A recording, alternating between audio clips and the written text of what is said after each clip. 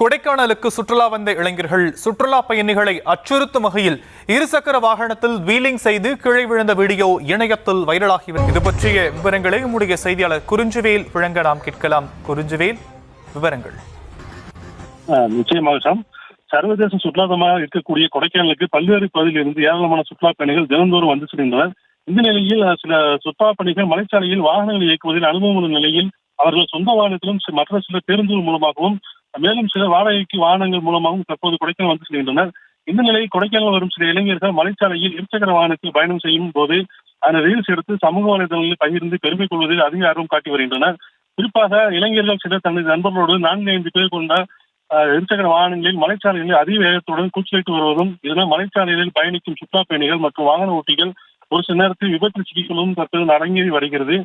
இந்த நிலையில் கடந்த சில நாட்களுக்கு முன்பாக இளைஞர்கள் சிலர் கொடைக்கானலுக்கு இருசக்கர வாகனத்தில் வந்த நிலையில் இங்குள்ள எப்போதும் பரபரப்பாக இருக்கக்கூடிய ஏரிச்சாலை, பூங்காச்சாலை மற்றும் குணாகுசி ஆகிய பகுதிகளில் சுற்றுலா பயணிகள் மற்றும் பொதுமக்களை அச்சுறுத்தும் வகையில் இருசக்கர வாகனத்தை வீலிங் செய்து உள்ளனர். இந்த வீடியோ தற்போது சமூக வலைதளங்களாகி பெரும் பரபரப்பை ஏற்படுத்தி வருகிறது.